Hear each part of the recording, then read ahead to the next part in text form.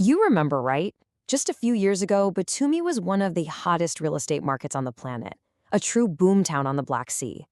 And then, well, it felt like the music stopped. But did the market actually crash? Honestly, the story of what happened next is not at all what you'd expect. So today, we're going to unpack the surprising data behind Batumi's incredible property puzzle. So, welcome to Batumi, Georgia. Just look at that skyline. Every single one of these modern towers tells a piece of a really incredible economic story. It's a story of explosive growth, yeah, but also a sudden slowdown, and now a brand new chapter that's way more complex than it looks on the surface. Okay, before we jump into the numbers, we got to get two key terms straight because they are crucial. First, the primary market. That's for brand spankin' new properties sold right from the developer. Then you've got the secondary market, which is just resales between regular people, existing apartments. Keep these two in mind because this distinction, it is the absolute key to unlocking this whole Batumi story.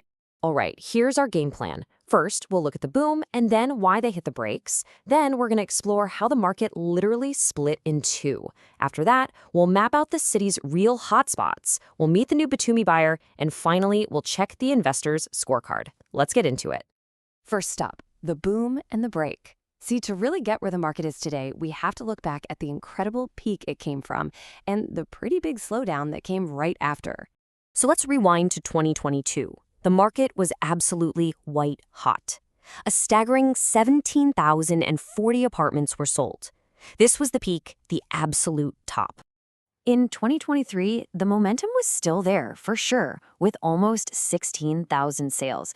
But you can kind of feel the pace just starting to change a little bit.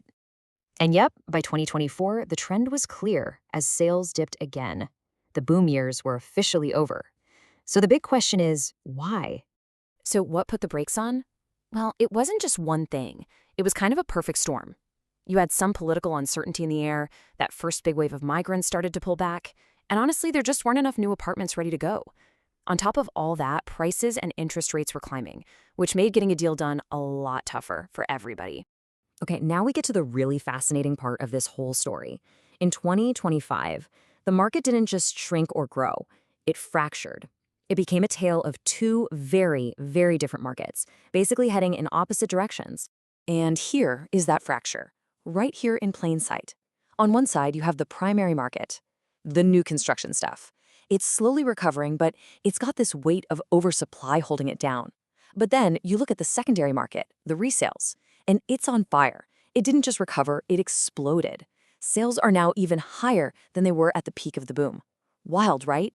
These numbers right here tell the whole story. Just look at the first 9 months of the year. The primary market in 2025 still hasn't even caught up to 2023 levels. But the secondary market, whoa, it blew right past the 2024 slowdown and the 2023 boom year. The entire center of gravity for Batumi real estate has literally shifted. So we know what is selling. It's all about those resale apartments. But where is all this action actually happening? Let's zoom in on the city's hotspots. So Batumi is basically carved into a few key districts, and each one has its own vibe and, of course, its own price tag. You've got the historic Old Batumi, the up-and-coming Alley of Heroes area, and then the focus of so much new development, the new boulevard area right there along the coast. And there is one undisputed king, the new boulevard area. In just 3 months of 2025, it saw over 2,000 sales. Now, to put that in perspective, that is more than double its closest competitor. This is the absolute heart of the modern Batumi market, no question. So who is this modern Batumi buyer? In this new split market, who are the people actually snapping up these properties? Where are they coming from, and what exactly are they looking for? Well, the answer to who's buying is kind of remarkable. The market is overwhelmingly international. Through the first 8 months of 2025, a massive 77%. 3/4 of all buyers were foreign nationals. This isn't just a local story anymore, it's a global one. And what's really interesting is it's not just one or two countries driving this. You've got a big chunk from Ukraine, Russia, and Belarus, a large and growing group from Israel, plus really strong interest from all across Europe, Turkey, and the Middle East. Batumi isn't just on the map. It's become a global crossroads for property investment. So what are all these global buyers actually buying? The data is crystal clear. Small is beautiful. Almost two-thirds of all sales are for these smaller apartments, between 26 and 50 square meters. Why? Well, it's simple. They're more affordable and, crucially, much easier to rent out, which points directly to an investor mindset. All of this points to one thing: investment. So that leads us to the bottom line, right? After all these twists and turns, what do the returns actually look like? Let's check the scorecard. For any investor, this is the number that matters most.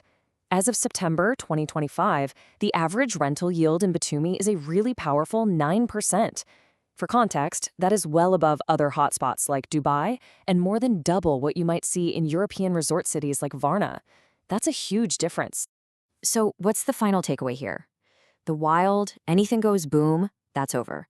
And in its place is a smarter, more complex market that's running on two different tracks. But even with all that complexity, the core investment numbers, led by that powerful rental yield, are still remarkably strong. You see, Batumi's story didn't end with the boom. It just started a much more interesting new chapter.